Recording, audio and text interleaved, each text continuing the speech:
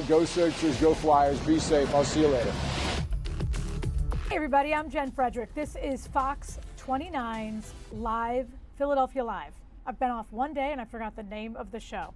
All right, so here's what we have for you. There are several live cameras at this hour. All of them are kind of focused on different stories, as you can only imagine. So let's walk around where we are. The first one, top left, you might have heard about this. We were talking about it just on Monday. I think they talked about it yesterday as well. The hantavirus. It is a virus that has caused 2 deaths on a cruise ship, and then some other people became infected with it, basically testing positive. They were quarantined and then they were taken off of the ship, and then they were quarantined where they are. When we spoke with Dr. Christian on Monday, one of the things that he said about this, that it's not airborne. So it's not like some of the viruses we've seen before, like COVID, where it's, you could get it just from being in a room with someone. He was telling us, Dr. Christian, that it's basically if there is a mice in the facility and there's droppings and things like that, and you are exposed to that. He also said whether or not you actually become infected with the hantavirus kind of depends on your own immunity. And he said some people will be very, very susceptible to it. And so people that have lung issues, because it is a pulmonary condition, they are the ones who are at most risk. But not everyone who is even exposed to the virus will have any kind of negative effect. Again, on a cruise ship, hundreds and hundreds of people, dare I say, thousands of people in one place. So all exposed to the same thing with different outcomes. So that's just one of the stories that we're going to be working on throughout the day. The other thing that we're kind of looking at is the fact that there is the Commerce Secretary, and he is testifying about what he knows and his relationship with Jeffrey Epstein. So he has admitted this year that he did travel to what people call Epstein Island. So the 2 live pictures you see there, you see one in the hallway, and then you see the other one in the door, near the door rather, where that is all happening. And then of course, one of the things that we are always looking at day to day, week to week, is your money. So today, it's a heck of a day compared to what we have seen in weeks past. That is definitely on the rise, looking good. And it could be in small part because apparently Iran has said they will listen to what is happening with the proposal that they have coming from the United States. We're going to take a quick 2-minute break. We're going to be right back.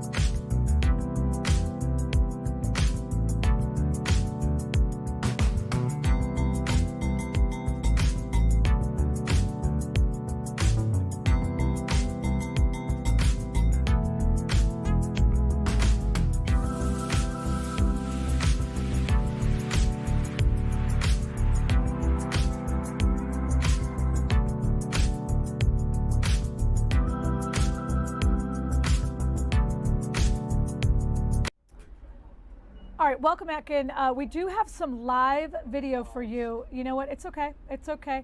This is clearly coming to us from our team in Portsmouth, Virginia. This is an active scene. So what you're looking at is a reporter trying to speak with some of the people that are surrounding the scene. What exactly is happening? I'm about to tell you.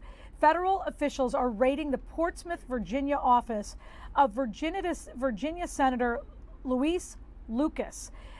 Lucas is a Democrat, and she is the Senate pro tem president for the Virginia Assembly, a big outspoken critic of President Trump.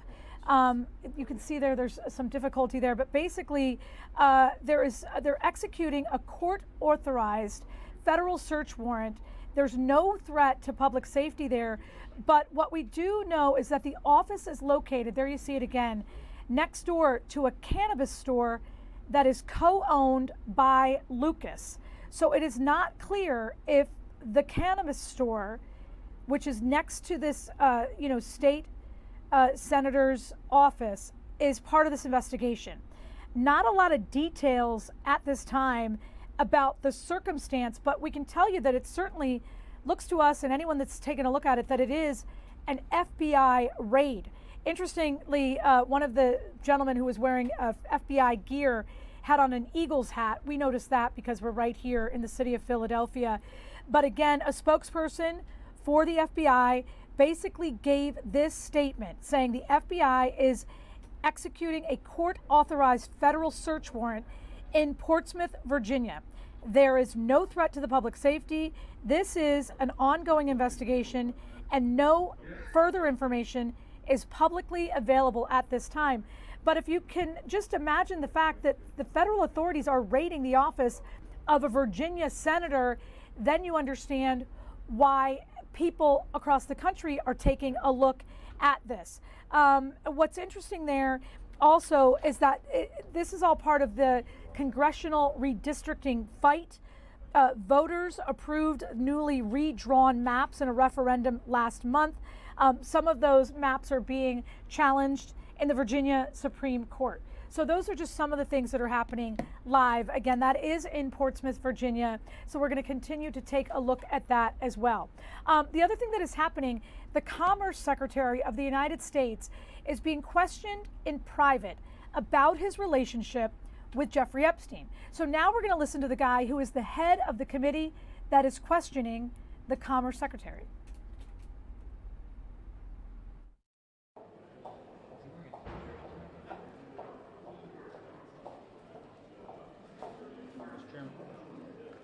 Hello, thank you all for being here. I think we're all here for the Howard Lutnick interview. We're looking forward to that.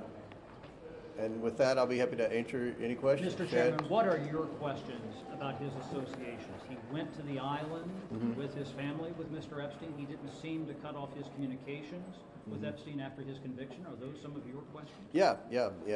Those are the questions. I think that's the questions everyone would ask. I don't know how many more questions there are. This is something that many of the members wanted to hear from Lutnick, and I'll add he's come in voluntarily.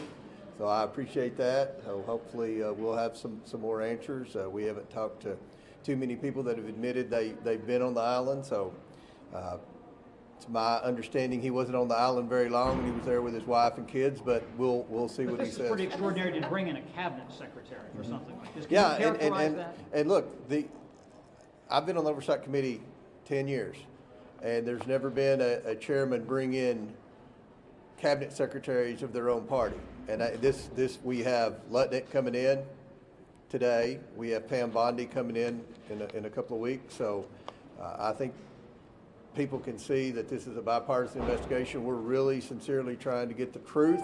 Our goal is to provide justice for the victims, and hopefully today will be helpful. I want to talk to you about the other investigation that you're doing against the D.C. police officers. God bless you. The police department. Yes. I mean, we know that police officers have been terminated as a result of this, as of manipulating crime data. Your investigation exposed that D.C. leaders manipulated crime stats. What's your thoughts? Two questions. What's your thoughts about committee Democrats calling this a hoax? Secondly, do you expect to receive the Metropolitan Police Department's own internal report and all related documents? Yes, we're demanding those documents. We hope to get them today, but certainly in the next couple of days. And I think that's a big story here. We launched the investigation on the Oversight Committee of the Metro Police Department because I think we all live in Washington, D.C., and we all see that crime is out of control. People were carjacking cars. I mean, it was out of control before the president brought in the National Guard. And then the Metro Police Department would cite these crime statistics and try to say crime was down. I don't think anybody was buying that. So we did the investigation. We had whistleblowers, Metro Police Department whistleblowers that came in as a result of our investigation that the Democrats criticized every step of the way. Some of you may have written that this was a partisan racial investigation or whatever. At the end of the day, the accountability is that they were lying and 13 police officers have been removed. And it's very difficult to remove a government employee. So I think this is a victory for accountability, and we're starting to see accountability. I have to add this. Since Blanche and Harmit Dillon have been running the Department of Justice, we're seeing a whole lot more accountability, and that's always been a critic, Chad, that criticism of some of the investigations of the Oversight Committee, especially on conservative networks, that you do these investigations and no one's being held accountable.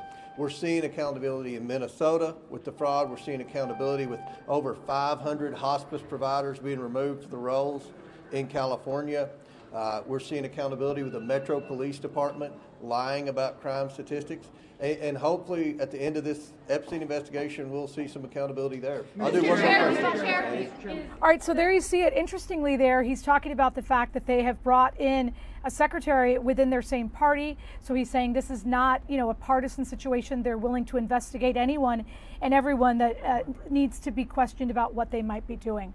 At the same time, right here in Philadelphia, South Philadelphia in particular, we have a very busy day. Greg Payne is there. Good afternoon to you, Greg. Yeah, good afternoon, Jen. Yeah, so we're here at South 54th Street over in the King Sessing neighborhood, and that is where fire crews responded to a terrible fire that happened in this area. And you can see just kind of the extent of the damage there. Now, according to fire officials, they say that they were called to this area just around 9:30 a.m. Now, the heavy fire was on the 3rd floor of the primary fire residence. You can see that it has spread from just that home there in the middle, and you can see the other homes right next to it also impacted as well. Now, firefighters say that they rescued one person from the kitchen of that home that is straight ahead, that has the worst damage. They say they were able to take that person out and take them to the hospital, and they were in unstable condition. Now, there was a second person that was taken to the hospital as well, and that person is in stable condition. Now, the extent of this fire, it was so bad that it was deemed an all-hands fire, where they just kind of called anybody that would be able to respond because of just the intensity of the fire. You can kind of even just tell based on the scene and how it looks just how intense that fire was. And at a certain point, they said there was about 60 Philadelphia Fire Department members that arrived here on scene that were trying to put this fire out. Fortunately, they were able to put it out in a decent amount of time. It was around 9:48 a.m. that they had said that they were able to put the fire out. And just being here on the scene, Jen, we've seen that there's been like family and also members of the community that have been here showing support, because right now we are not sure exactly the conditions of those folks that were taken out. I had mentioned some of those conditions, but haven't received any information on whether those have changed or anything like that. So folks here on the scene, they were all just kind of praying and, have heavy hearts and are just hoping the best for all those that were taken and rescued out of this situation. And at this point in time, the fire marshal is investigating the cause of this fire. Jen? Thank you, thank you, thank you. And we look at those homes, we know that not just the home that was affected, but the ones on each side. It's going to be a messy day, and the weather later today is not going to help at all. Thank you, Greg. At the same time, this week, we're very sports heavy. We are waiting tonight for the Sixers to play as part of their second round. And then tomorrow night, the Flyers will play. We are waiting to hear from head coach Rick Tocchet. We have a crew in the building where he's scheduled to speak live So we're going to take a quick 2-minute break and be ready for you to hear your head coach.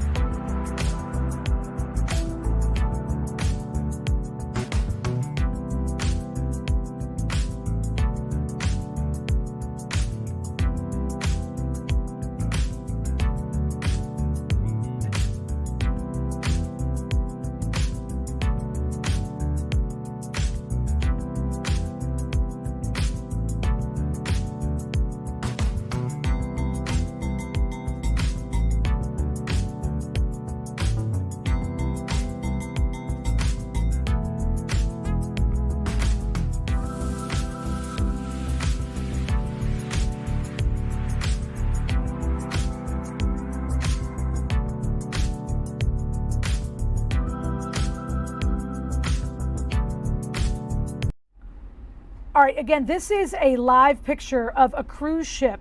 And some people on that cruise ship have gotten very, very sick. So as you look at this cruise ship, I want you to know the WHO, which is the World Health Organization, says the hantavirus cases from that ship have risen to 5. So 5 people now have the hantavirus. And we talked about it a little bit with Dr. Christian earlier this week. And basically, this is a unique type of virus because it's not something like the coronavirus, like COVID, like the flu spread when you're in close proximity with people.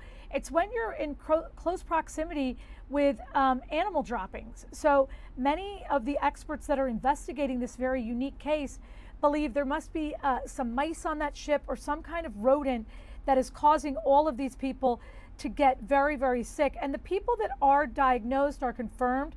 They're being evacuated to Europe. So 2 patients were initially suspected of having the hantavirus. They were infected, and the cruise ship was on its way to the Netherlands. So the vessel now at the center of all of this is now being investigated by the World Health Organization, by the WHO, because basically they want to know exactly what is happening. And there you see, that is a live image. And what we know now is that the vessel at the center of the deadly outbreak remained off the coast for like a couple of days with 150 people, and they were waiting to head to Spain's Canary Islands. We have seen some images, but you can't see it right now, of healthcare workers with protective gear boarding that ship and getting the people ready for evacuation. One of the people that needed to be evacuated was the ship's British doctor. And Spain's health ministry said that physician was originally in serious condition, but apparently that physician's condition has improved. An air ambulance has also been used to transport these people. 3 people have died. One of those people, their body remained on the ship. So out of the 8 cases recorded, 5 have now been confirmed by laboratory testing. And again, the hantavirus usually spreads by inhaling some kind of contaminated rodent droppings. And some doctors believe it can be spread person to person. They also say even when that happens, it's extremely rare. They do believe that this is a very low risk to most of us, the epidemic experts that are talking to the Associated Press as well as us, basically say the people that will be affected by this are largely the immunocompromised, and specifically people who have breathing disorders. However, there are health officials in both Europe and South America who are trying to figure out exactly where this all started. This ship departed April 1st from South America for stops in Antarctica and several remote Atlantic islands. So the team in the Argentina is trying to figure out what happened, because one of the things was, this came from the Dutch government. They were believing that a Dutch couple contracted the virus while bird watching in a city there before they got on the boat. They might have been exposed to rodents. They're really trying to figure out exactly how this thing started, and more importantly, how they can contain this. It's just one of the stories that we are working on today. By the way, that's a live image of that cruise ship, and 150 people are there waiting for some kind of assistance. As I mentioned, healthcare workers that are, heavily protected in protective gear are there. You have to imagine what it must feel like to be on that ship at this time, knowing that people have died, people that you were just on a leisure trip with days ago. Back here at home, this is a week that we are definitely thinking about sports. We've got the Phillies, who are on a comeback. We've got two of our winter teams that are in the second rounds of their playoffs. And dare I say, one of the teams was not expected to be there. Of course, that's your Philadelphia Flyers. They had a 3.8% chance of getting into the playoffs before the Olympic break. Once the Olympic break ended, they were the second best team in hockey. And now they are facing the best team in hockey. At least that's what a lot of people are saying, down in Carolina with the Carolina Hurricanes. Their third game will be back here tomorrow, Thursday. When it comes to the Sixers, they will play tonight. They will play in New York, and it will be their second game, again, of a best-of-7 series. Bob Cooney has been up in New York, which means he had to watch what happened on Monday night. First of all, hey, Bob. Hi, Jen. How are you? I'm good. All right. We were texting a little bit back and forth on Monday night. It was such a lopsided loss. A lot of people are talking about the fact that they didn't have rest. I want to mention this. During the first series with the Celtics and the Sixers, Scott Grayson, who works here, said, it was just a horrible loss for the Sixers. And he said at that time in that series, the Celtics aren't as good as they made out as they appeared, and the Sixers aren't as bad as they appeared. Could it be we have a repeat of that situation? Yeah, I mean, I don't think the Knicks are 39 points better than the 76ers. And if people are looking for something, I mean, the Sixers lost twice in that opening round series to the Celtics by 32 points, won the next game on the road. So this isn't like uncharted territory for the Sixers, not a territory you want to be in often, of course. But yeah, they were just not ready to play on Monday night. They had won on Saturday. They went back to Philadelphia, didn't get home until about 2 a.m, then went to New York later that day, then had to play the next day, all the while Nick Nurse's brother passed away last week. He left the team after Monday's game to go to Iowa to bury his brother. Just a lot of things going on, that didn't lend to a very good effort on Monday night. And talking to Andre Drummond this morning before the team shoot around, he's really confident that they can come back and be the resilient team that they were, not once, but twice coming back and winning games after 30-point plus losses to the Celtics in the opening series. So you'll forgive me because I rely on you to give me this information. Who's the better team, the Celtics or the Knicks? Right now, the Knicks are playing great basketball. I mean, Jen, they've won their last 4 playoff games by an average of close to 34 points. Think about that. That doesn't happen a lot in the NBA, where you have teams just blowing other teams out that much. They've done it over their last 4 playoff games. So Jalen Brunson, Villanova product, he might be playing the best basketball in the NBA right now. That's how good he's going. And here's a weird thing. He played against the 76ers in the 24 series. His last 3 games against the Sixers, he scored over 40 points against them. And then his first game this year, he scores 35. So he's averaging 41 points against the Sixers a game in his last 4 playoff games against them. And he's just kind of unguardable right now. He is a really, really good player, and the Sixers have to figure something out to make him uncomfortable. I hate what you just said there. I don't like it at all. All right, give me something positive about our team. Give me some balance. They're probably not going to allow the Knicks to shoot over 60% from the floor again tonight. I think New York shot like 66% in the first half. That's not going to happen. You're going to get a better effort. Tyrese Maxey only had 1 shot in the first quarter, Jen. That's not Tyrese Maxey. He didn't get his first basket until just under 7 minutes to go in the first half. You can't have that. Tyrese Maxey has to get the ball up. He has to be aggressive offensively.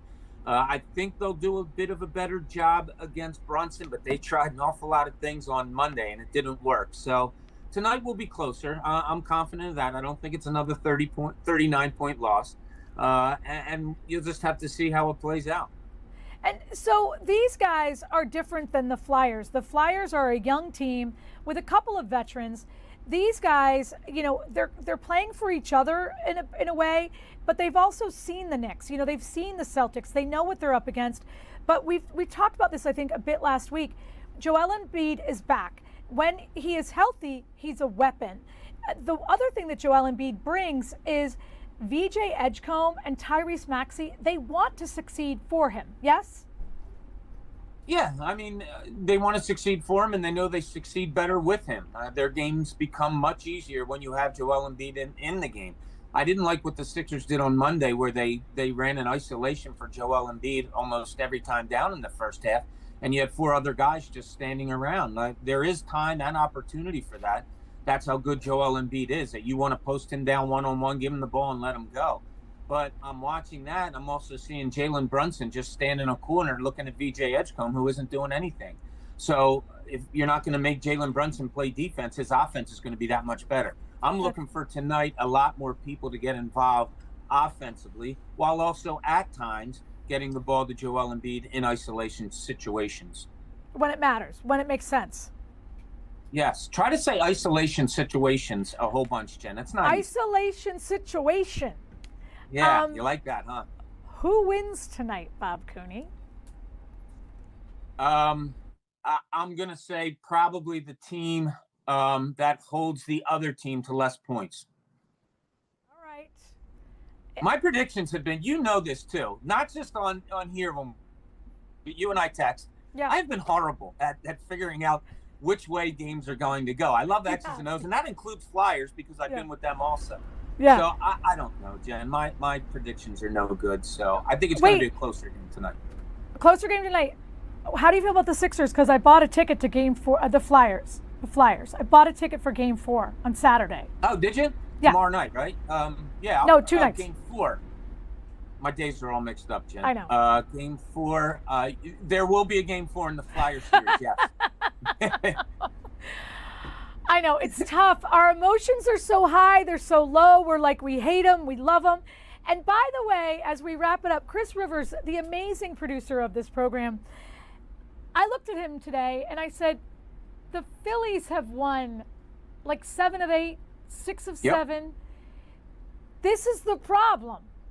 This was how these teams got deep into the playoffs, because Philadelphia sports math means the Phillies have to do poorly for these other 2 to win. Chris doesn't think that's real. He thinks I'm a crazy person. Well, Chris is a smart man. I won't dive any deeper on that, Jen. Okay. I'm just doing the math. Couch analytics is what I call that. Bob Cooney, we will look for your reporting everywhere. Where do we find you? All the stuff on you're Pattison, on Pattison.com, yeah. Okay. And wait, check out because I got hacked. Real quick, I got hacked in my Twitter account. So my new Twitter account for everybody is at Bob Cooney 1076. Okay, got it. We've got the right Twitter. All right. We've got the right stuff. We're ready for you. Thank you. You got it. I'll Thanks, text Jen. you later. Yeah, for sure. All right. All right, we're going to take a quick 2-minute break. We're going to be right back. There is a lot happening. The president and the first lady are going to be appearing. We're going to talk a little bit about the Stefon Diggs trial. We're waiting for Coach Rick Tocchet. There's a lot coming your way.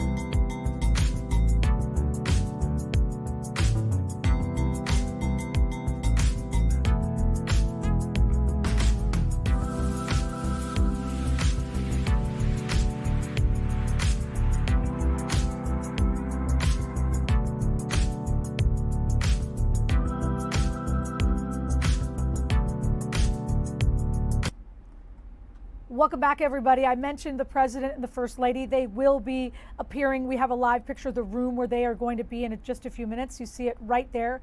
They're going to be there for a Mother's Day event.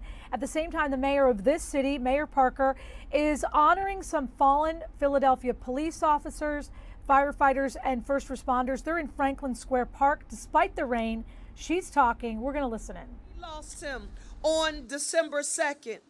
To Officer Chan's wife, Ping, and to your entire family, I want you to know that we are deeply sorry for your loss and that this city grieves with you, and we will continue to honor his service and his sacrifice. Thank you so very much for being a part of our family. We are forever connected.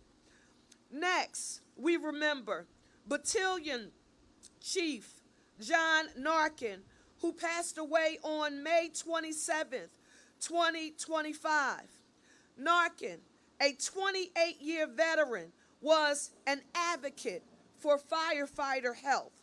To every family member and friend and colleague of these heroes who gave their lives in service to our city, I offer a grateful city's prayers, but none of us can feel the sacrifice and pain that you carry every day. I can tell you this, that thinking about what you carry, it strengthens our resolve as a city. It strengthens my resolve as your mayor to do everything in our power to make this city safer. Public Safety Director Adam Geer is here, who coordinates all of the city's efforts associated with public safety that is outside of the police department.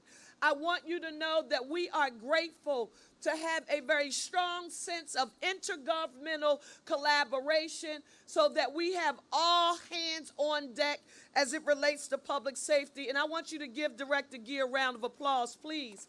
We appreciate you, Director Geer. I want to note this for the record, Philadelphia, because the facts do matter. As of early 2026, homicides in Philadelphia have dropped roughly 60% since their peak in 2021. The number of shooting incidents also continues to go down. But this is what I want each and every one of you to know today, that no one is resting here. There is still far too much work for us to do, and we know that we are not truly safe until every person in our city feels safe in their homes, on their blocks, on their streets, and no matter where they are in their community. And we do that work together. But we are pleased to affirm that our city is moving in the right direction, but we can take no less. Today, we stand with respect and gratitude in the shadows of these public servants who gave their last true measure of devotion to keep the city of Philadelphia safe. To every family member and friend, to all of our fallen public servants and law enforcement officers here with us today, your grateful mayor says to you that, one, we will never forget you and your loved one's sacrifice. Never. We will always make sure we lift you up. I also at this time need to close by affirming to you that I can't do my job as mayor without ensuring that there's a strong sense of collaboration, cross-sector collaboration, and also cross-industry collaboration at every level of government. It is with that in mind that I want to affirm for each of you that our partnerships with the FBI, with the U.S. Attorney's Office, with the ATF, the U.S. Marshal Service, the Pennsylvania Attorney General's Office, the PA State Police, SEPTA Police, the Sheriff's Office, the District Attorney's Office, and of course, our amazing Philadelphia Police Department, and every lawful collaboration, it all matters to us. I want you to know that I am unapologetic about committing to the people of this city, and especially those of you who do this work every day, that I will keep my promise to our city, and that is that we will always make our public health and safety our #1 priority. Thank you all.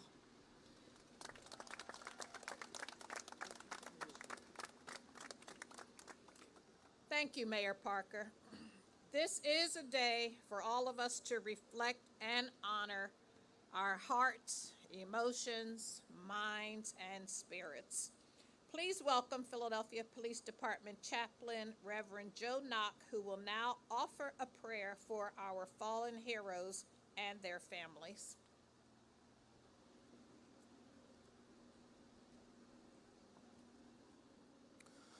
Let us bow our heads in prayer.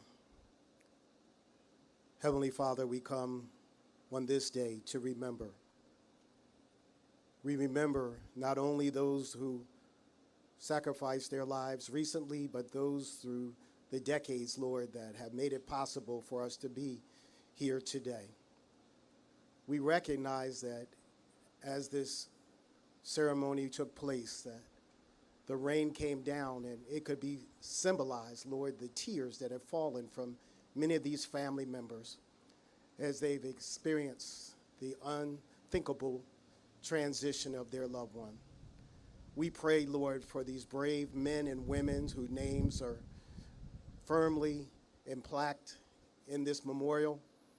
We thank you, Lord, that even though they have transitioned to be with you, we're so grateful to know that you said to be absent from the body is to be present with you. And so, Lord, we pray, Lord, that you would continue to comfort them. For you said, weeping may endure for a night, but joy will come in the morning. So we pray for our commissioners, Lord, our fire commissioner, our police commissioner, Lord, those that serve faithfully, not only in our prisons and the sheriff's office, and all of the other people that serve to keep us safe. Continue to give them, endow them with wisdom. But at the same time, let us be mindful that we will never forget that they sacrificed, that ultimate sacrifice that they paid.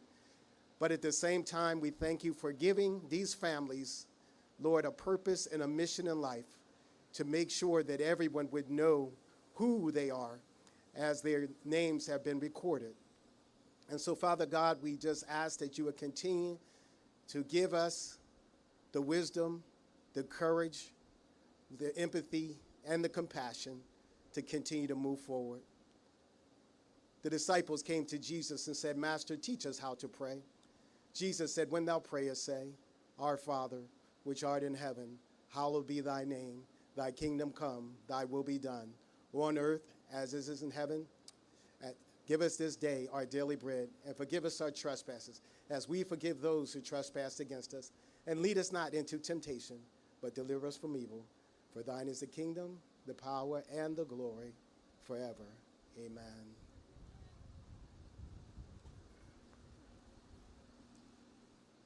Thank you, Reverend. At this time, we will begin the placement of the wreaths at the Living Flame Memorial.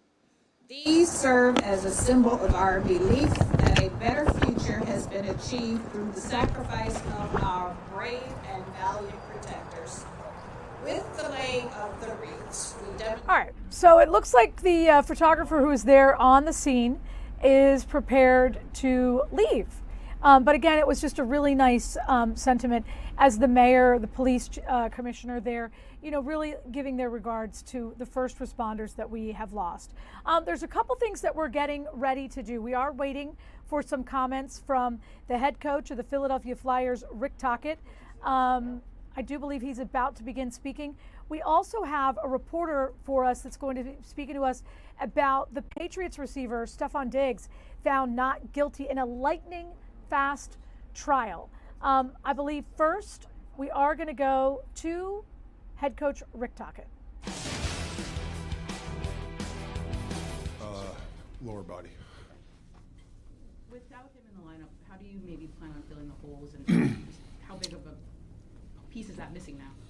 Well, he's a huge part. I mean, he's Mr. Consistency, right? All year. Does a lot of things for us. But, like I said, it's no different than other teams. Next man up, you guys, you've heard the drill before, but it's now you see like a Barkey getting more time at center. That he did a nice job. Trevor's going to have to go back to center again. We try, to get him going, and obviously Coots is playing really well, and you got Devo. So we're good there. We'll be okay. Or Jetlachenko was brought up Yeah. after his series ended. Is there any thought? He's played a couple of NHL games. Is there any thought of maybe working him in because he brings that speed element? I mean, if there's some injuries, yeah. I mean, listen, if you're going to go in the playoffs deep, you can go to your 25th, 26th, 27th roster, and it doesn't mean you're a young guy that you can't play. We have another young guy, he looks fast out there. There's some other elements of the game he's going to improve this summer. But, yeah, I mean, there could be a possibility. I mean, I don't know at this point.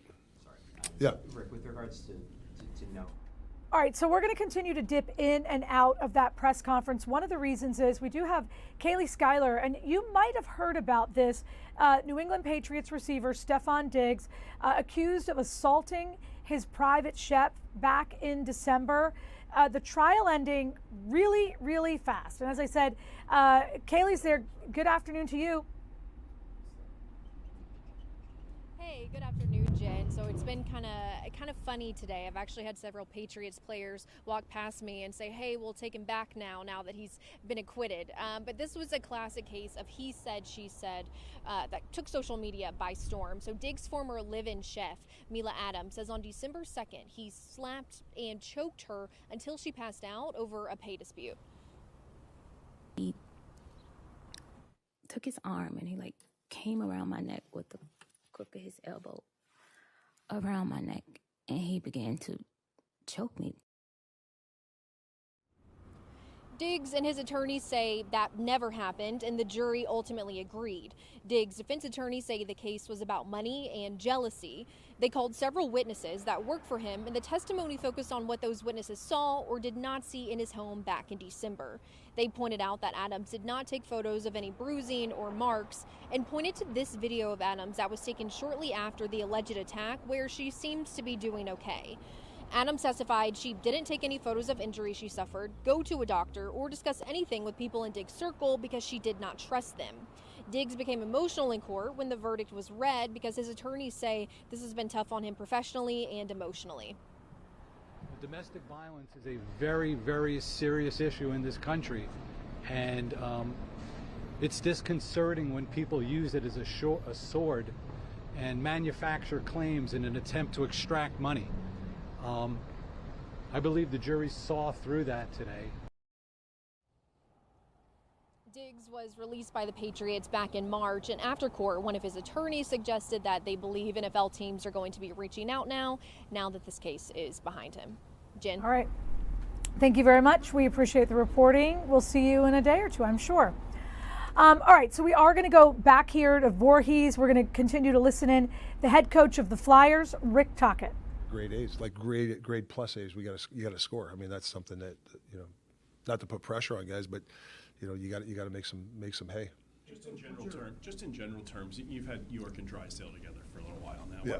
What in your head? What makes that pair work, and how much does their pre-existing relationship help what they're trying to do out there? Yeah, I think early, they figured out a few things because they're not the biggest D, but if you look at the way especially Drysdale, I mean obviously Yorkie too, but Drysdale's really defended really well with his feet and his brain.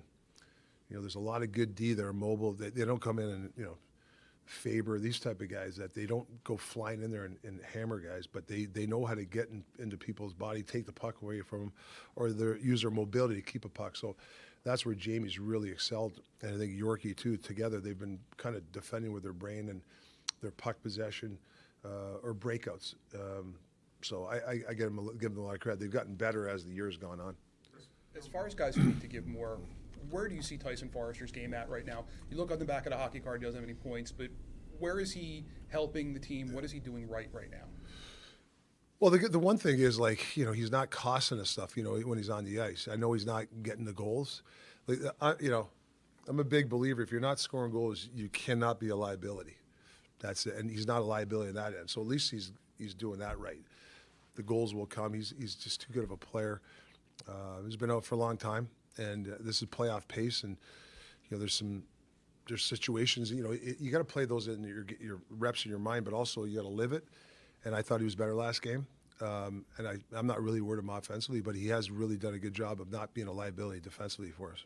Talk to him to make sure scorers can be streaky. That he understands he's still doing those right things, even if he's not producing on the score sheet. Or is he mature enough to understand? Yeah, it's my job and the coach to give him 100%. Even Trevor, I know TK's, I'm saying he's not scoring. You got to give him confidence in the sense that they got to do the other things. And you know what? Sometimes you're gonna have to win a game 3-2, and you might that night you're not scoring. You can't be like I said, you can't be on the wrong side of the puck if you're not scoring. Going back to the Noah Cates injury and Yeah. specifically how it impacts Denver Barkey. Yeah. You moved him to center Yeah. midway through game one, but it seemed a little bit more in that situation like, hey, let's see if this works. Right. Hey, is it more pressure on him now, knowing that because you guys have left center depth, that now it's not hey, let's see. Now it's well, we need you playing in the middle. Yeah, I don't think he's a guy that's flat. He's a pretty smart kid when it comes to that. I mean, I'm watching video. I know it's a short sample size. He like 3 times he's available right in the pocket. Like we've had a tough time hitting that pocket. I think they hit him like twice last game. He's a pretty smart kid. I don't know. I don't know if the pressure, but I've used him there twice now in some hostile environment, so I think that should give him confidence. And like today, he was smiling, I think he's welcome in this situation. This situation to play center for us. Yeah, we're going to need him, and he's going to get some ice time now that Catesey's out. With the power play struggles, has there been any thought of moving Alex Bump to a power play unit? Yeah, I mean, I talked to the power guys up power play is where to put him. I know with the sticks, but against this team, yeah, because it's unconventional PK. They fly everywhere, and we actually had some good looks, but we're not getting we had 3 times we're in front of the net with a puck. If we make the right pass, it's an empty net, but it's hitting a stick. I know it's, and I agree. I mean, the power play isn't good in that sense, but we got to be able to make plays under pressure, and maybe Alex is a guy that could do it for us. Yeah.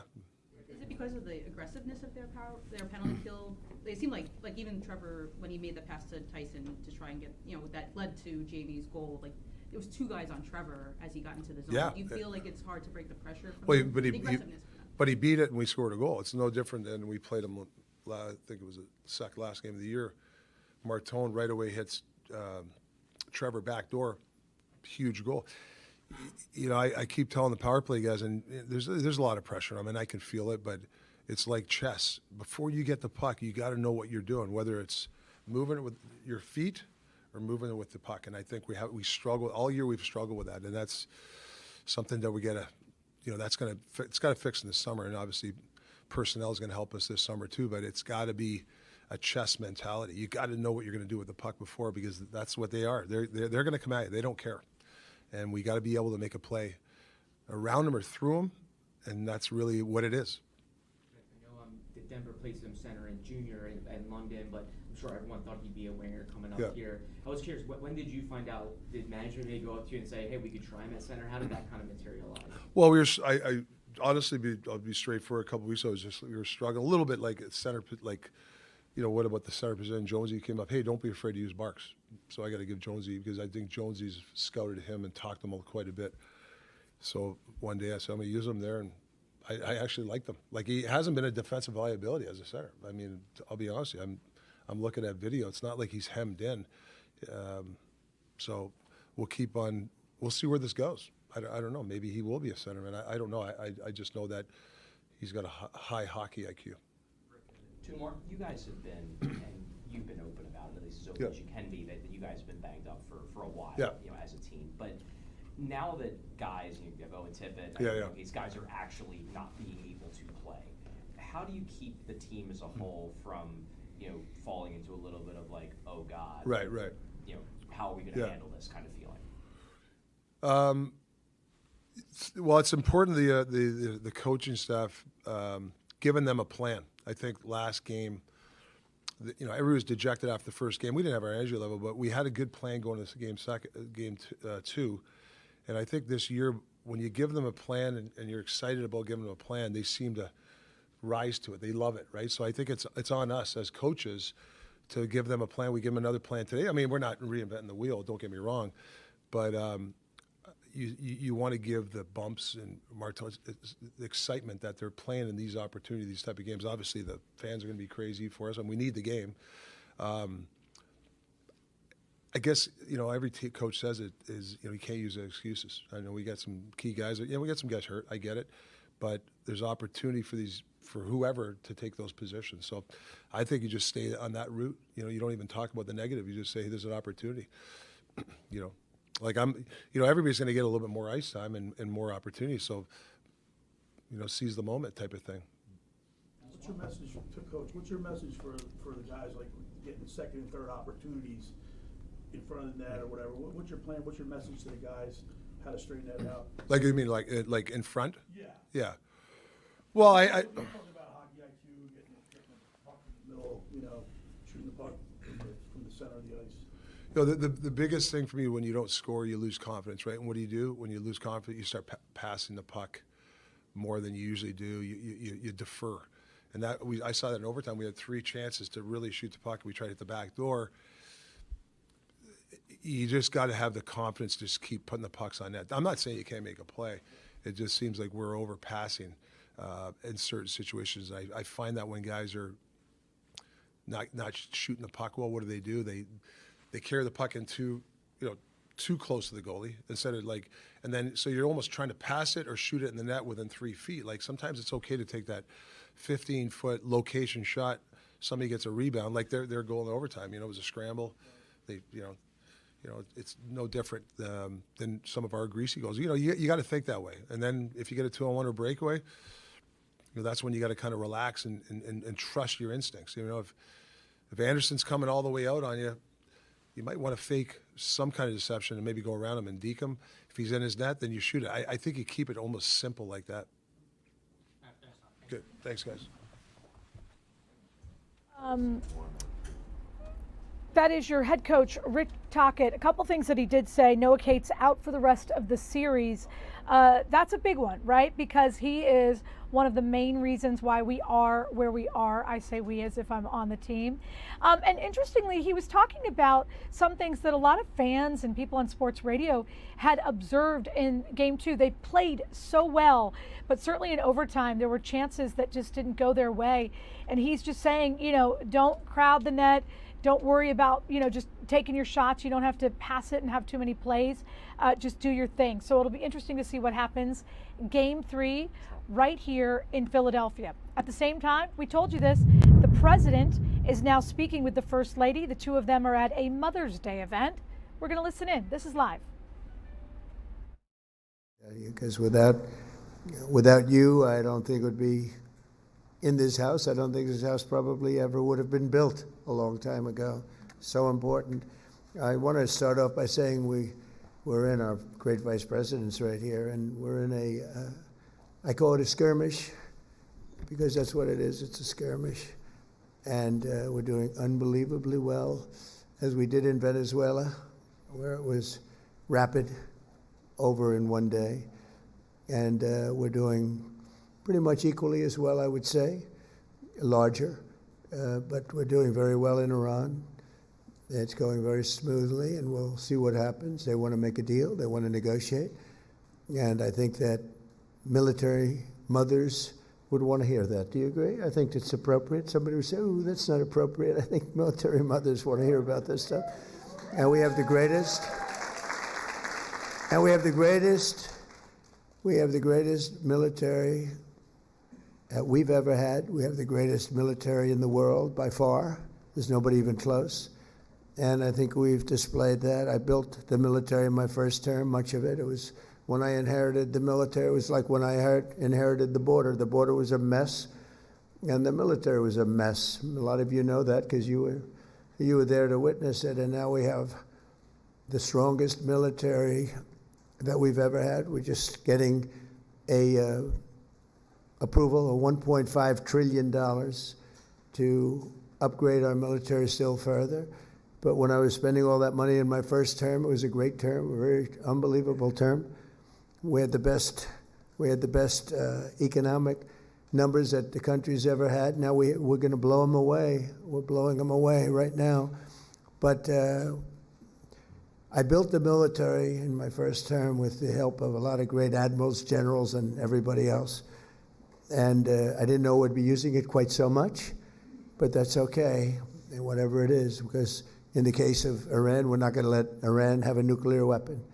And we're not going to let that happen, and we won't let that happen. And so we're dealing with people that want to make a deal very much, and we'll see whether or not they can make a deal that's satisfactory to us.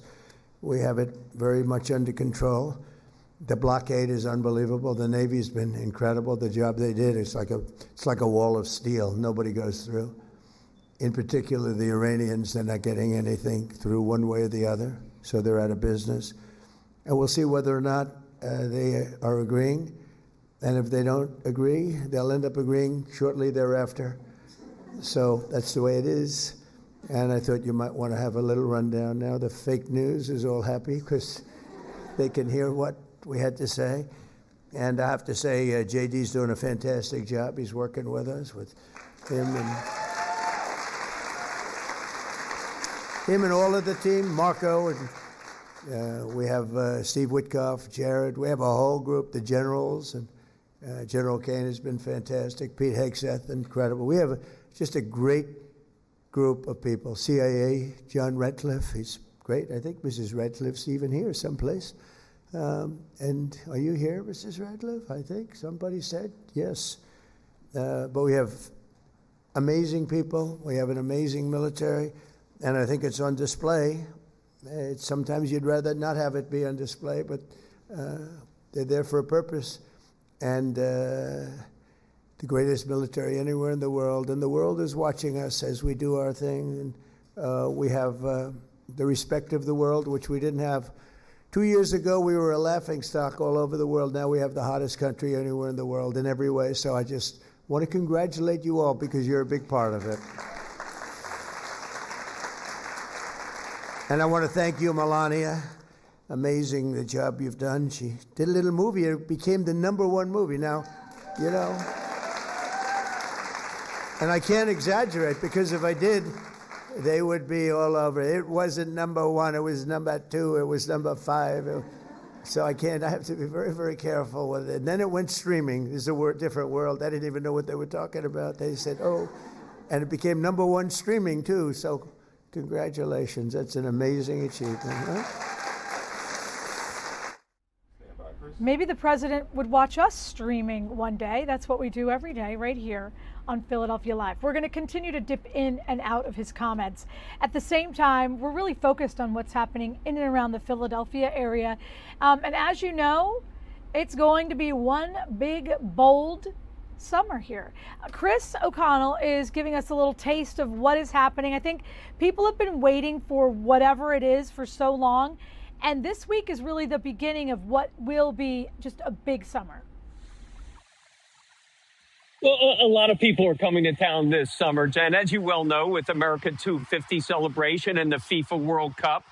And one of the biggest areas in town that was probably the biggest, I want to say, eyesore was the Market East section of.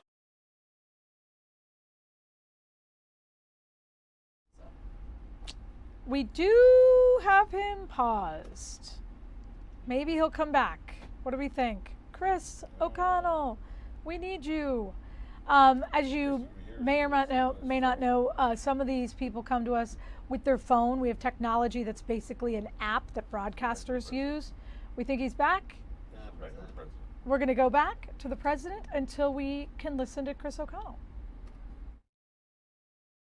The pile drivers are out. It's already up to the first floor, but we're a little bit ahead of schedule, right on budget, but it's going to be something great. It'll be one of the most beautiful buildings of its kind anywhere in the world. And you know, for 150 years, presidents have wanted a room. This is the ballroom right here. And it's too small. We had the king and queen of a lovely country, United Kingdom, and we would have had at least 1,000. Everybody wanted to be here, and we had 112 people because this is a lovely room, but it's not big enough. It's got one, and it's been that way for many, many years. So every president's been calling. But I was in a position, being a builder and having built many ballrooms and many other things. I'm good at ballrooms, and we're giving you I believe it's the best. It will be the best ever built, and it will have windows that are thicker than any ballroom I've ever built. I usually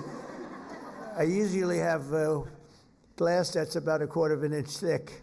This is about 6 inches thick. This can repel a lot of different weapons. But it's going to be incredible. It's going to be, aside from being secure, it's going to be I think it's going to be the most beautiful ballroom ever built. And it's something that the White House has needed, that presidents have needed. And it's an honor to be involved. And it really has become very popular. When people see the design, they really like it. And it's been great, gotten some great reviews. Also, with us is Secretary of Education Linda McMahon, my friend, who's done such a fantastic job wherever you are, Linda. Oh, hi, Linda. She's great. What a job. Along with Jennifer Hegseth. Jennifer? Hi, Jennifer. He's doing some job, I'll tell you. He's doing a job. You know, he stood up. He was the only one. He was standing up in the ballroom the other day in the event, the White House. They call it the White House dinner. They were saying, when you use that term, I guess you probably can use it, but we had a little dinner the other night, and your husband was standing on the top of a table.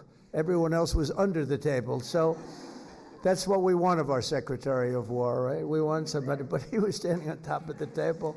Everyone else was under the damn table. Anyway, he's doing a fantastic job. He and the general, those are great news conferences. We like them. They work very well together, I can tell you. The wife of Pete Hegseth, and say hello to Pete. Michelle Ratcliffe. Michelle? Where is Michelle? I think she's here someplace. Michelle. And the wife of CIA Director John Ratcliffe. And Jackie Emmer. Jackie, you are so great. Jack, I know Jackie well because her husband and I, we didn't know each other. We fought. You know, in politics you can fight. And then when we got to know each other, we love each other, right? But she always liked Trump. And she convinced her husband, who's a big power in the House, she convinced her husband that Trump was much better than he thought. And I remember you. I like you. Now I really like him. He's an incredible. But I like you more, and I'm always, because you were there long before him, right? But Jackie, you're great. I appreciate it. Thank you very much. And as you know, Tom Emmer is the House Majority Whip, and he's a fantastic person, real leader. Comes from an interesting place, a place that's under investigation by our great Vice President. They're finding a lot. And Tom Emmer was one of the biggest complainers about what was going on in Minnesota and lots of other places. I also want to say a special thank you to the many moms among our fantastic military aides and social aides who support us here at the White House. They've been incredible. All of you have been so incredible. And I want to thank you very much for being with us today. It's beautiful.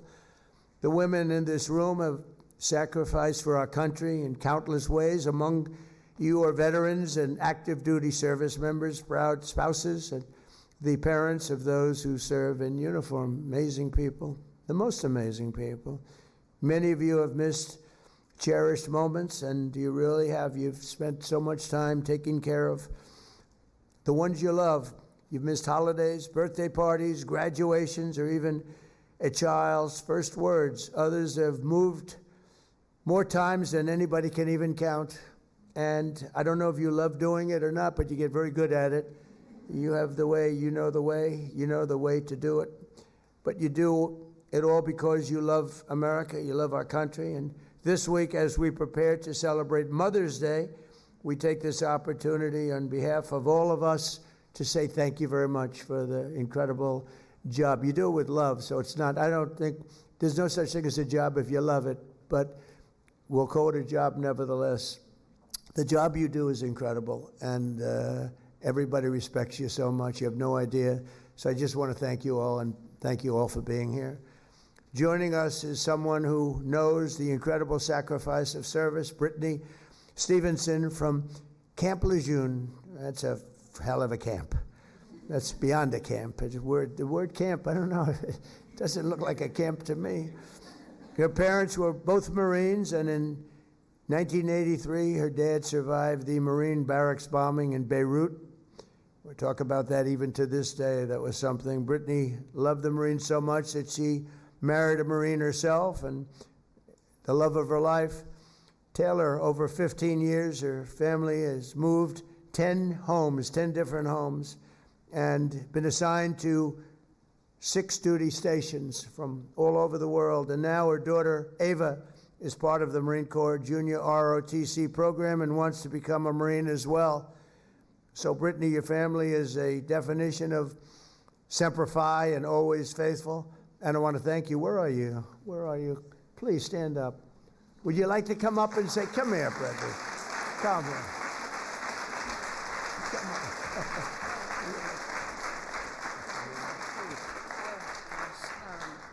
Thank you. I'm not really sure what to say, but this is such an honor and a privilege to be here. I'm truly touched to represent my family, the Marine Corps, Camp Lejeune, and military moms and spouses like you all. So, thank you. Thank you, sir. Good job. She had no idea she was going to be doing that, but I looked at her. I said, she looks so great. I'm going to get her up here, right? That was beautiful. Thank you very much. As Melania mentioned, we're also honored to be joined by a military mother who sacrificed far more than most. That's Melody Wolf. And, I love the name Melody because for a long time, they have spell correct and word correct on these crazy machines that we use to put out truths, or they used to be called tweets. And every time I wrote Melania, it would correct to Melody.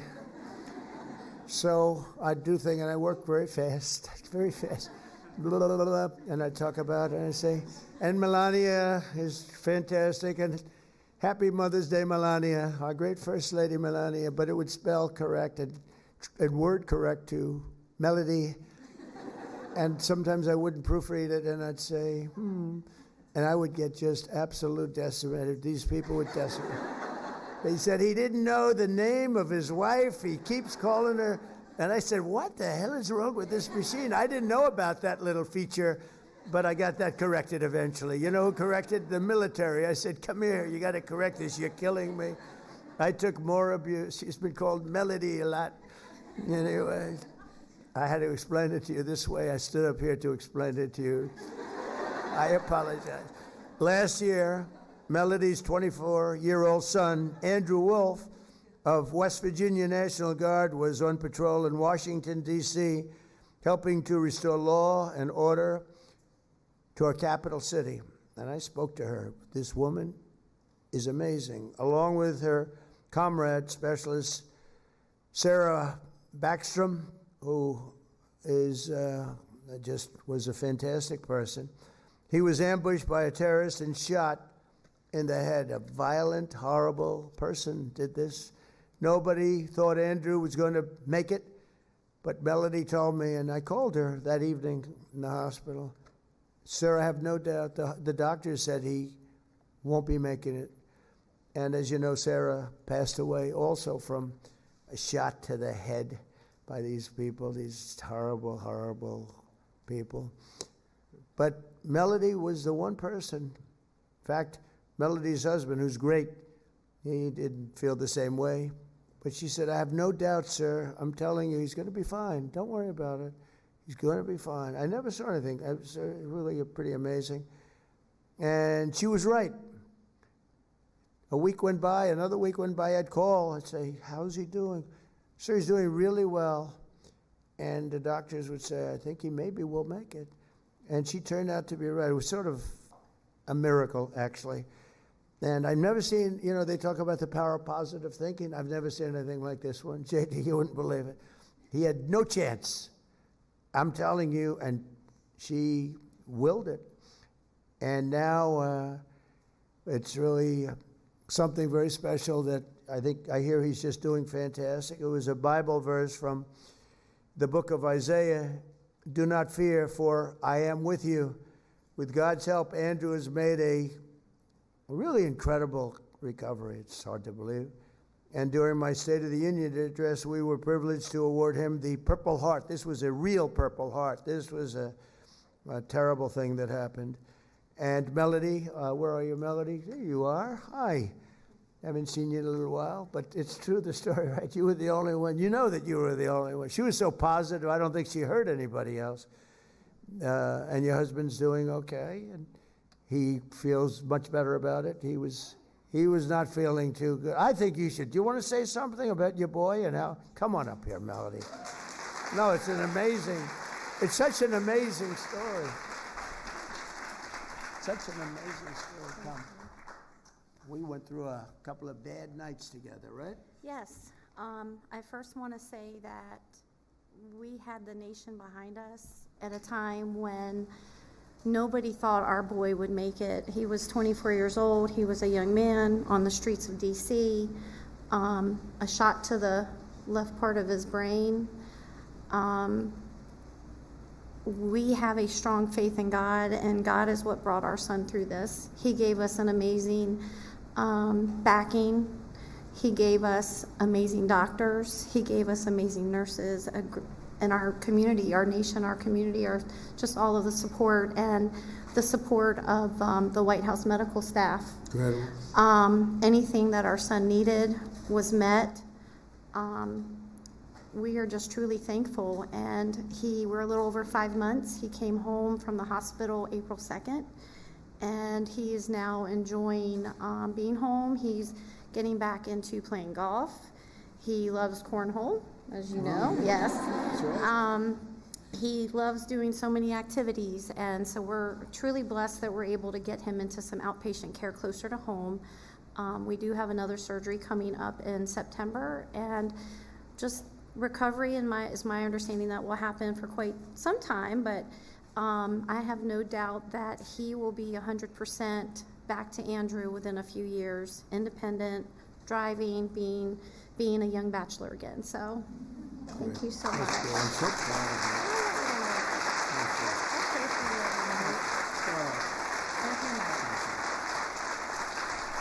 Incredible. That's incredible.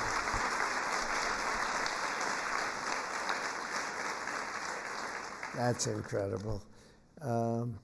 Nobody really can understand it, but I was with the general, who was fantastic, right? And he said, not much of a chance, maybe no chance. I mean, I hate to say it even, but no chance. They all said the same thing. And she said, no, God is with him. I'm telling you, President, God is with him. He's going to be okay. And I get reports that he's amazing, right? So congratulations. Thank you very much. You taught us all something. Appreciate it. Also joining us is an outstanding active duty Air Force mom, Lieutenant Colonel Amanda Colazzo. She's an MQ-9 Reaper drone pilot. Whoa, that's pretty good. An evaluator, a weapons officer, and desk officer at the Defense Threat Reduction Agency. She has traveled to 20 countries, flown over 7,000 hours, and eliminated many high-value targets. She's a great talent, they say. Our military is strong again, and as Amanda says to herself, and we are, as a nation, we are really respected again. She said that, and it's true. So, Amanda, thank you very much. Where are you, Amanda? Where are you? Come on up here, Amanda. I got to do this. You know, they're not expected to, but they're doing very well. Come on up. That's great.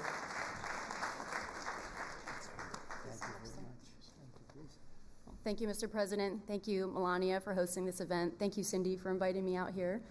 I just want to say I'm proud to be an American. I am proud to serve our nation, the world's greatest Air Force. Thank you for all of the moms out here and for your spouses, your kids, yourselves. So thank you all, and happy Mother's Day.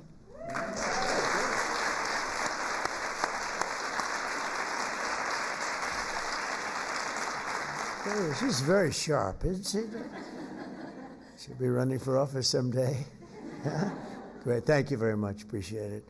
As Commander-in-Chief, I will always support our great service members and their families. We've invested a record-setting trillion, and now it's up to $1.5 trillion, and all built in the USA, by the way, all right? So it's a lot of jobs, too, you know?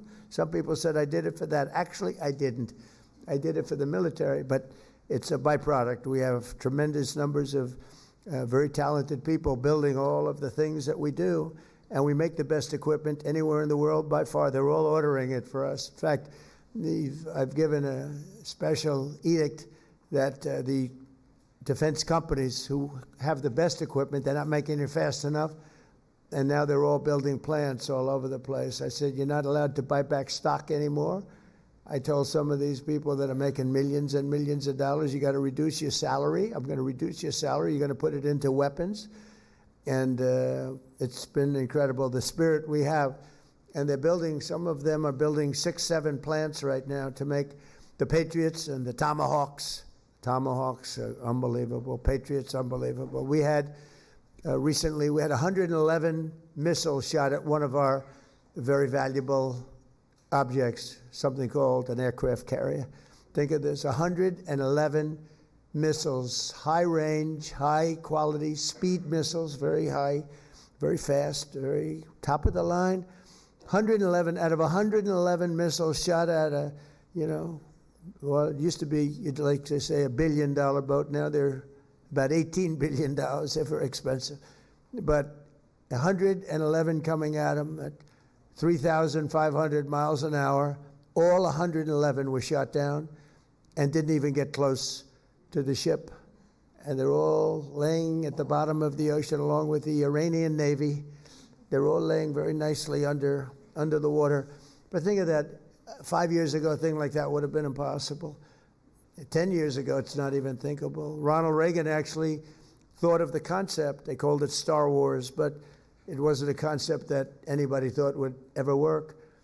But, you know, you have these things coming at you, and we have the Patriots. The Patriots are the best of them. And we have other things also, but it's when you think you hit 100% of the missiles coming at us. It's not like, oh, let's let a couple get through. It's not that bad. One gets through, it's problems. So we can do things today, and no other country has anything like that. They don't have anything with the power, with the strength, and with the, you know, it's accuracy, really. It's accuracy. Got to hit. It's like hitting a needle in a haystack, they were saying, and yet they do it every time. It's pretty amazing, and we have the most talented people operating that equipment. For that, you have to be high IQ. And you have to have no choke because you have about 12 seconds to make a decision and take the aim. And you have to be very good mathematically. You have to know what you're doing. You have to be very smart. You have to see the education, the schools. They go to the best schools in the world. Some of them come out of, I know I called up a couple. I said, where did you go to school? I went to MIT. Oh, good. That's good.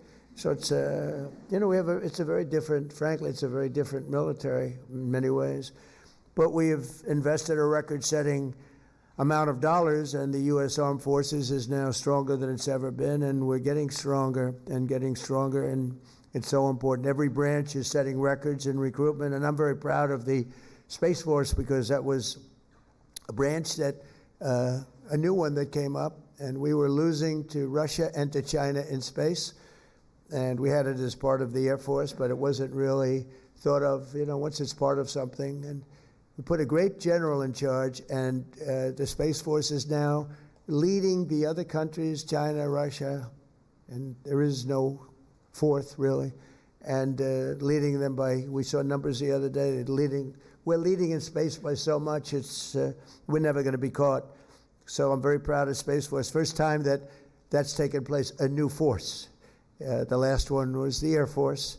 And that was 78 years ago, so this is brand new, and we're very proud of it. It's turned out to be, I think it's going to be one of our most important as time goes by. A lot of the things that you see, a lot of the accuracy of the weapons is caused because of what we created with Space Force, so we're very proud of that. But every branch is setting records in recruitment. When last year, if you remember, before I came to office, actually after the election, it started picking up rapidly, to be honest with you. November 5th, We had a little election. We did quite well. We won every swing state. We won the popular vote. We won everything. We won 87% of the counties. We won it all. But I will tell you, right after that election, it started. But before that, we had the worst recruiting in the history of our country. People didn't want to be in the armed services. They didn't want to be police. They didn't want to be firemen. They didn't want to be anything with a uniform representing our country. And it was the lowest number we've ever had.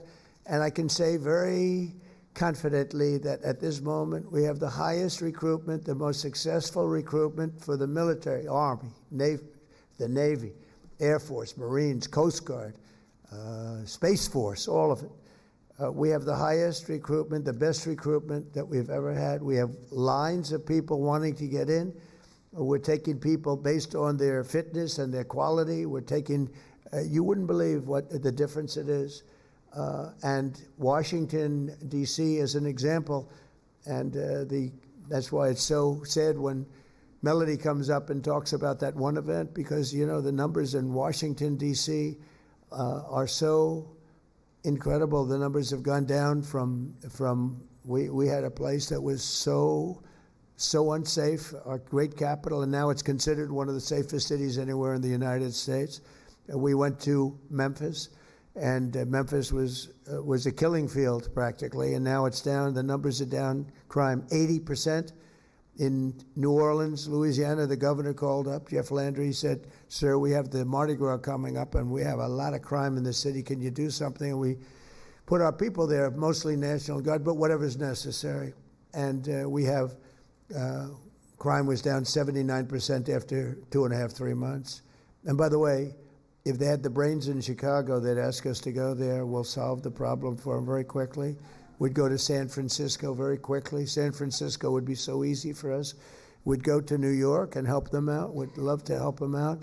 And we'd get crime numbers down 70%, 80%, 90% in a matter of months. We took it in D.C. was really bad. I don't want to go into the numbers in terms of using the word murder, but it was really bad. And it's gone from that to being, we're down 92%. And actually, I'm trying to figure out, you know, the 8%, who they are. One of the things we did, and some people like it, but the numbers speak for themselves. If you really get down, you see drug traffic coming into our country is way down. And by ocean, by the water, you know, a lot of people say, what do you mean by sea? Is it sea, like vision? No, it's the SEA. But it's down 97%. Think of it, 97%. For years, they'd grab a boat and they'd bring him in and they'd see a judge and they'd let him out, and the next day he's back in his country, bring in more drugs in. Nothing worked. We're down, nothing.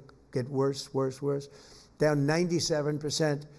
And we're trying to figure who the 3% are, because we consider them to be maybe the bravest people anywhere in the world. You look at those boats, pume, pume, and you feel terribly, except for one thing. Those boats, 25,000 people die from just a couple of those boats. Think of it, from drugs, ruin families, ruin everything. And when you see that, you say, thank you very much. But drugs coming in by sea are down 97%. And now we've started the land force, which is much easier. And you'll hear some complaints from some people in, like, representatives from Mexico and other places. But if they're not going to do the job, we're going to do the job, and they understand that. So that's sort of the easy one by comparison to the sea. We had to do the sea first. You had no idea how much came in by water, and very little, almost nothing is coming in right now. They don't want to do that anymore. But no one should ever doubt the resolve of America's military moms. They're incredible. From the start of our republic down to today, our nation's been strengthened by the love and devotion and the commitment of incredible women. These are really incredible women who've served our country, supported our troops, and poured out their care and compassion for this nation that we all love. So I just want to thank everybody, and happy Mother's Day, and God bless you all. Thank you very much. Thank you. So there you see President Trump. He was participating in a military Mother's Day event. That is happening at the White House. We were told that Melania Trump would be there as well. She was, we just couldn't see her. And so, you know, he was definitely talking about the contributions of military families, specifically military mothers, in advance of Mother's Day. Oh, there she is. There you go. A little kiss on the cheek for your wife, First Lady of the United States, known as FLOTUS. And so, yeah, very interesting. He brought up some of the women there so they could kind of tell their perspective, tell their story. It's just one of the things that they are doing to recognize Mother's Day. So we're going to take a quick 2-minute break. We'll be right back. By the way, real quick, before we go, Joel Embiid ruled out for tonight. Nick Nurse not at practice. Sports radio and the world is really taking a look at what will happen tonight in New York. The Knicks versus the Sixers, minus Joel Embiid. We'll be right back.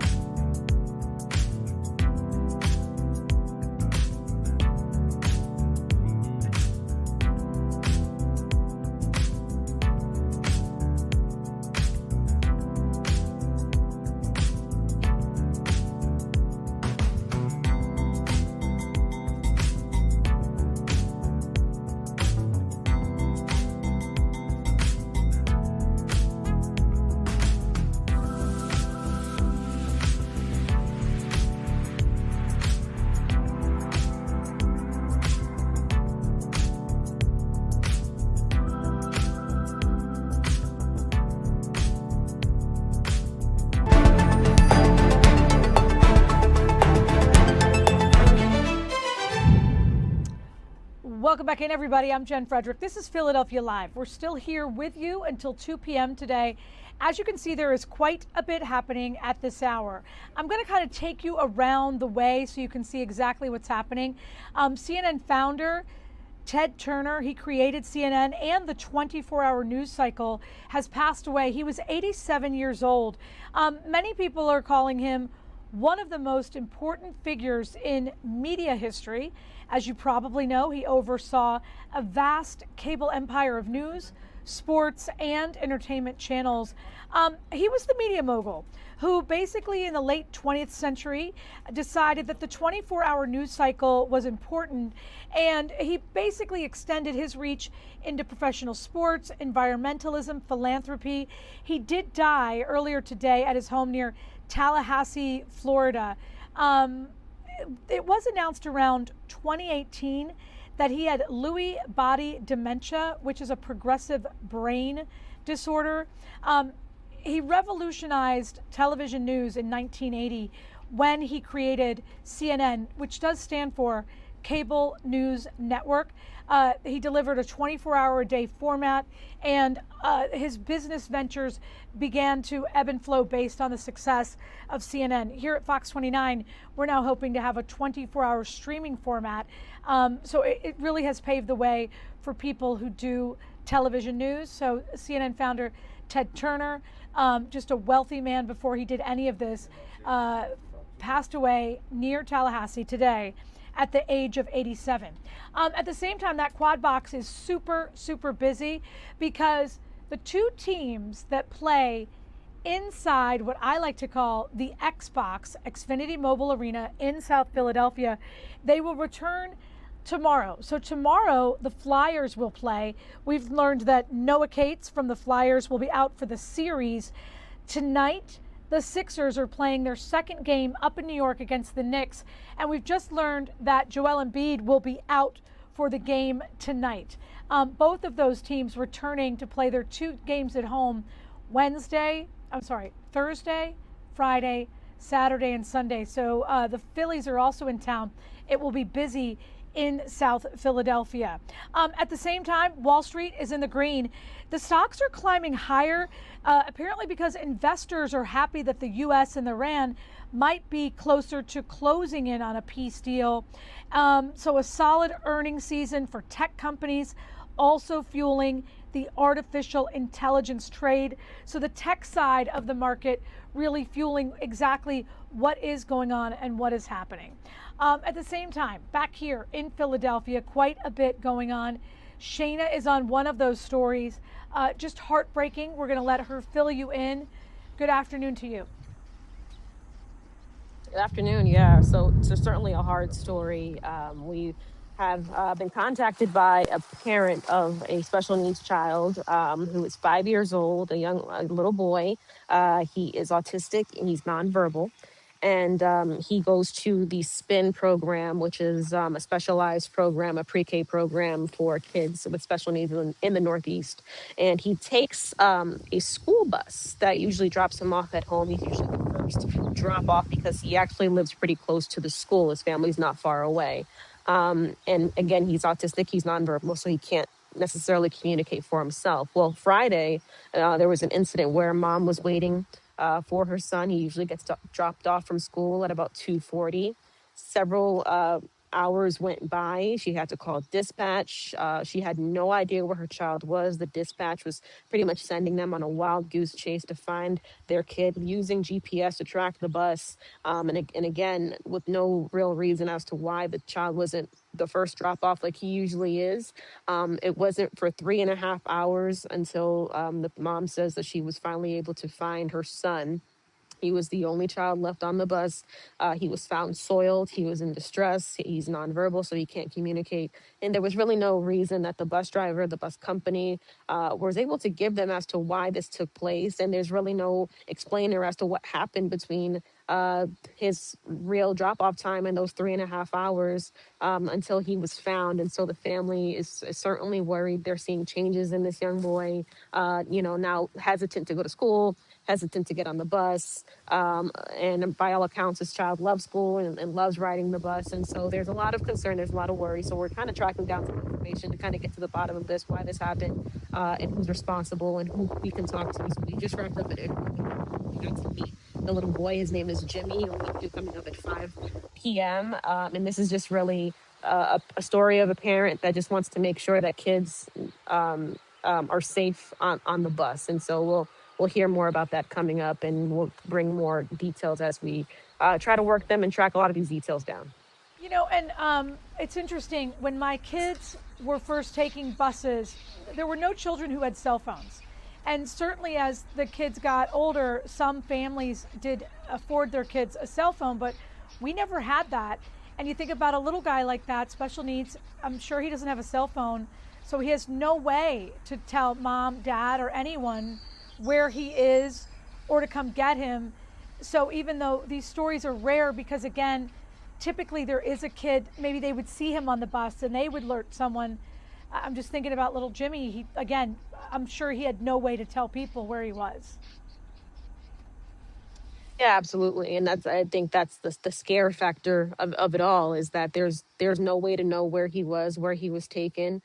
If anything happened to him, he can't, the scary part is, as a parent, they can't communicate for themselves. So even if something is wrong, it's very hard for them to tell that. And so that's the fear of these parents, and really the worry for other kids with special needs that are on these buses that can't, advocate for themselves. 3.5 hours without knowing where your child is, and your child can't even tell you what happened, but you just know that something is off with them, is certainly scary, and definitely different times. To your point, we didn't have phones coming up on the school bus, but it is a different time. And so these parents are worried, and we're hoping we can kind of get down to the bottom of this, at least get them some answers as to what's going on and how to perhaps avoid this in the future. All right. Thank you, Shayna. We'll continue to follow that story. We appreciate it. All right. We're going to take a quick 2-minute break. We'll be back in just a few minutes.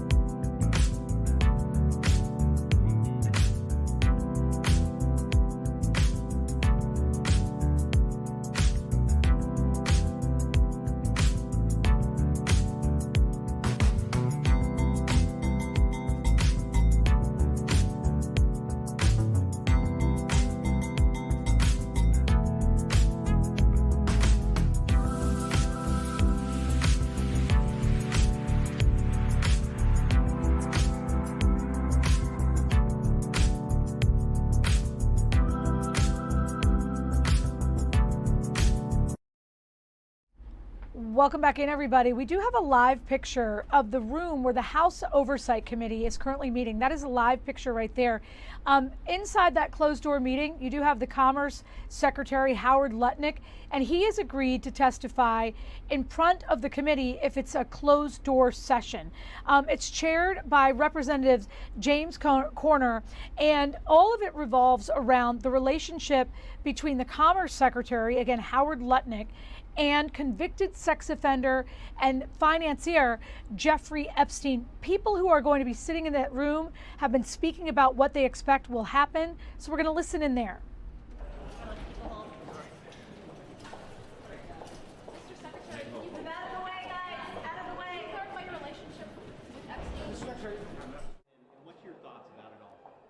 Well, generally, we're making some progress, but we need the 2.5 million files that the Trump administration refuses to release. We also need hearings in the actual Oversight Committee. Right now, we're just doing roundtables instead of hearings, and this Oversight Committee does not seem to be completely interested in doing oversight over this administration. What are you expecting to hear from Secretary Lutnick today, and what are you hoping to discover? I want clear answers on exactly what his relationship was with Jeffrey Epstein and Ghislaine Maxwell. I want to know the exact timeline, and I want to know why he lied, because he's not been consistent with his story. With Bondi, we know that Democrats have been demanding that be on camera. She was subpoenaed. What are you hearing from the majority right now? Is there clarity whether they're going to try to do that as an off-camera TI or a subpoena or a deposition on camera? I think it's outrageous that we're not putting these on camera. Why not? Why not be transparent with the American people? The body language is just as important as the transcript and what was said, and so they should be putting everything on camera. They should be having hearings where people are under oath. Instead, they're having these closed-door depositions where it's only transcribed. I think it's more evidence that this House Oversight Republican leadership is not as interested in actually providing oversight over this administration. Do you know what it will be, though, for Bondi at this point? I don't know yet. We're looking forward to hearing what that's going to be, and I we have asked and made demands. The ranking member has made demands of it being transparent and being what the American people want. Chairman Comer is also investigating the DC police and the investigation with that. He's claiming that officers are being terminated, things like that. What are you hearing, and what's your reaction about that investigation? Yeah, if there's bad officers who did the wrong thing, we're interested in hearing that. But the reality is, this oversight committee and the Republicans on it are more interested in investigating Democrats. That's what the president said from the very beginning, is that he wants to investigate Democrats on Epstein and on everything else. So he's going after local government officials with the oversight committee's resources, instead of going after Republicans who are doing the wrong thing too in this administration, which is the job of the oversight committee. Congressman, how do you feel about this meeting happening during a recess week? And how do you feel about a lot of your colleagues not being able to show up? I think that's by design. I think the Bondi interview is also during a recess. And so I'm local, so I'm going to keep coming no matter what. But not all my colleagues have that luxury, and people do trips for their committees as well. So I think it's by design that they're having these meetings during recess where not as many members of Congress can participate. Does it say anything on here today? What was that? Do you know of any members that couldn't make it today because it's on recess? I know many members who couldn't make it today because it's on recess, so we're going to do the best that we can to ask the questions that they wanted to ask. I know the ranking member has done a good job sort of organizing us so we can split up all the questions that need to be asked, but the reality is we shouldn't be in this position. We should be having hearings, we should be having transcribed and video depositions, but what we're getting right now is not real oversight. Congressman, obviously the Secretary's given some conflicting accounts about the nature of his relationship with Jeffrey Epstein, but at the end of the day, he has denied any wrongdoing. He has said he has nothing to hide. Do you take him at his word? I have more questions for him than what he's been asked already. I have more questions about his timeline. It's still a little confusing to me, to be honest. I've tried to piece it together myself. I also want to know why he didn't report anything that he saw. If he thought that Jeffrey Epstein was disgusting, why not report him at the time? Why not do something about it? Instead, he went back to his island with his kids and visited with him, and then tried to fundraise from Jeffrey Epstein later on. So we have a lot of questions about his motives and some of his words that he said. A little more of a forward-looking question. The Democrats are hoping to take the majority and the gavels after November. What, as Democrats on this committee, are you thinking you will prioritize to investigate and potentially make a comment? We're going to do real oversight over the administration, and we're going to do oversight over Democrats and Republicans. It doesn't matter who's doing wrong or who is, has things to answer. But the reality is that this oversight committee has not done real oversight, and the American people deserve that. And so that's what's going to change if there's a Democratic majority. And Congressman, with regards back to the police department investigation in D.C., Congressman Comer says that Democrats didn't want to do this from the very beginning, and you guys called it a hoax. And now it's showing that some of these officers are being terminated as a result for speaking out and whistleblowing. Just want to get your thoughts or defend why he claims that Democrats called it a hoax.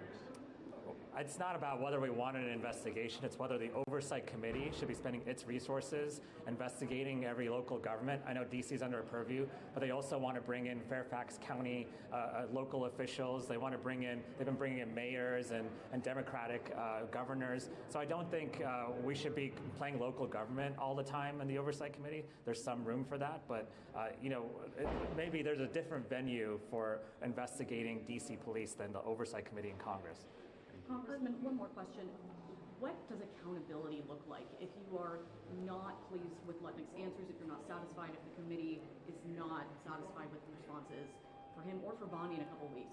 What does that accountability look like, and is the window for that closing as we get closer to midterms and members of Congress start to think about other things?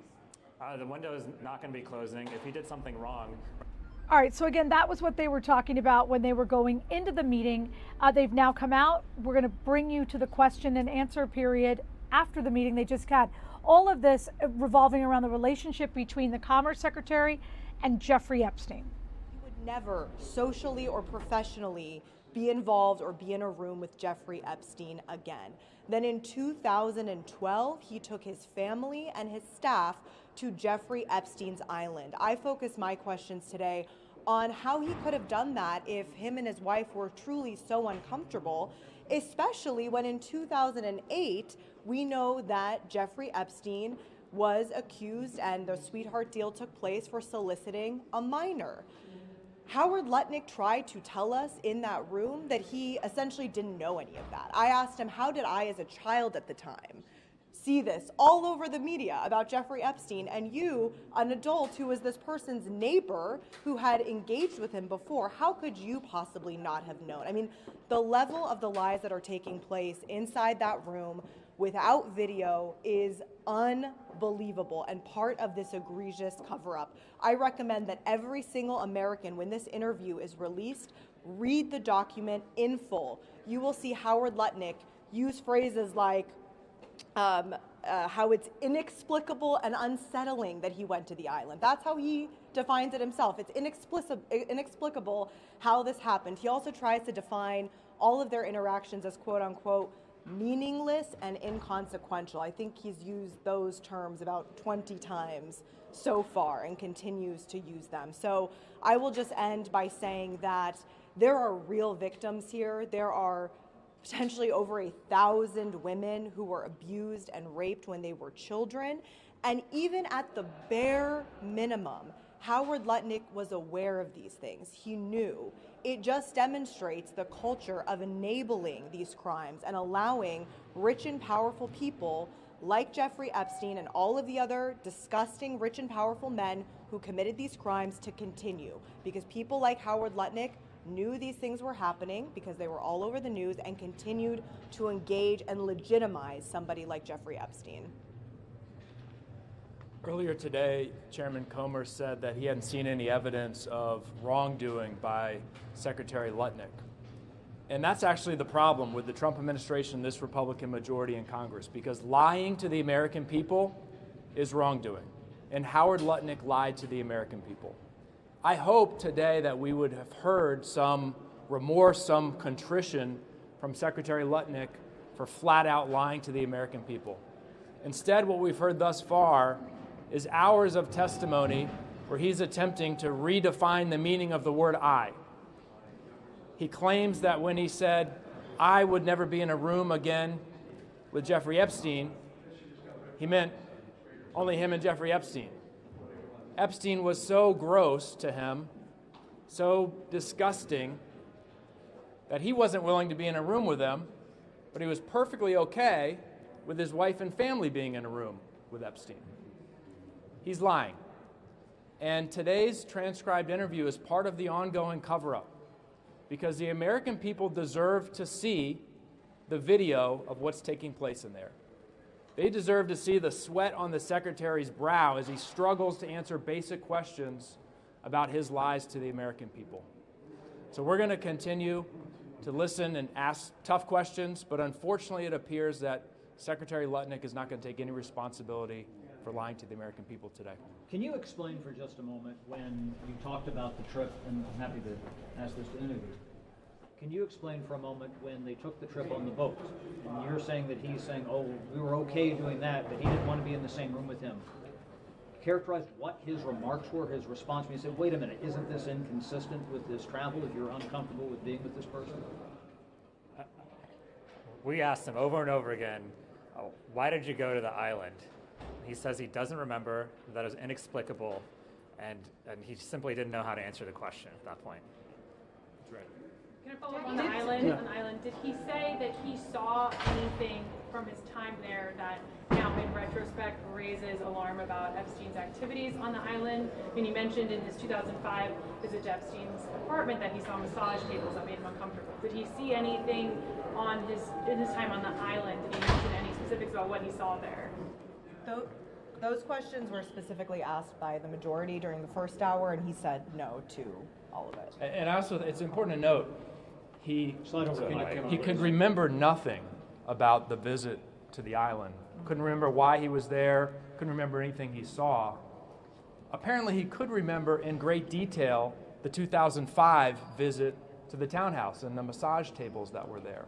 Now, 2005 is 7 years before 2012, so his memory was sharp with respect to 2005, but dull with respect to 2012 and the visit to the island. And this is why this is such a cover-up. I mean, he refused to say there was any blackmailing, even though he thought that happened in the past. He refused to say that there was any video recording, even though he said in the past that Epstein was video recording these young girls. He refused to say anything abnormal about Epstein's Island. So someone obviously got to him from the administration. In fact, he said he talked to people in the administration, and that's why he's changed his tune. And the question is not just why he's lying. The question is why he's covering up, why he's no longer willing to share what he knows about Epstein's abhorrent behavior. Did the secretary indicate he talked to President Trump ahead of this interview? Did he talk to people in the Trump administration? He said he did not talk to President Trump. Why do you think Secretary Lutnick agreed to appear voluntarily? Did he address that at all? It is significant that he's the only cabinet secretary that has appeared to this. He didn't want to be subpoenaed. I mean, he knew that we have the Republican votes to subpoena him, just like we did with Pam Bondi. And it's the first time that a cabinet member has been subpoenaed. What I expected, honestly, I expected him to say, well, you know, I regret what I said on the podcast. I should have been transparent about this incident with the family. Nothing happened that was terrible, but you know what? I should have had better judgment. And here are the things I know about Epstein. He was a disgusting person. Let me try to help in the investigation. He did none of that. Can I ask two questions to follow up on what you just said, Congressman Khanna? You mentioned that he spoke to members of the administration and then he changed his tune. Did he say who exactly he spoke to and when he spoke to them? You want to take that? You asked that question? Yeah. Sure. He could not recall who he spoke to in the administration. It's also important to note he was asked by a number of us if he spoke to President Trump about today's testimony, and he refused to answer that question. He did say he didn't speak to President Trump or Donald Trump when he was not president, but he would not answer the question as to whether he spoke to President Trump about today's testimony. And then secondly, the secretary had told you guys that he found the invitation to the island to be unsettling, how his assistant knew that he was in the U.S. Virgin Islands. Did he talk about why he accepted an unsettling invitation?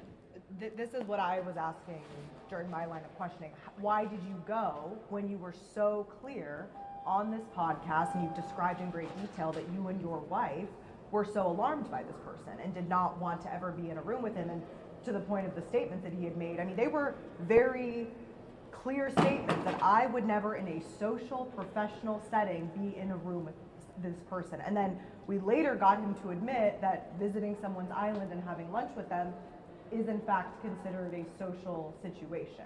And so no, he would not, and I find that extremely unbelievable. I mean, I think of all of the depositions that we have done so far, I find Howard Lutnick to be the least credible with the way that he just refuses to acknowledge how misleading his statements were. I mean, quite frankly, he lied in the podcast, but he refuses to acknowledge that. He still is trying to stand by the fact that he was truthful in those statements. Behind you, did the secretary, I haven't gotten a question yet, sorry. Did the secretary indicate whether or not he had had any business dealings with Jeffrey Epstein, and more specifically, whether they invested in the same company?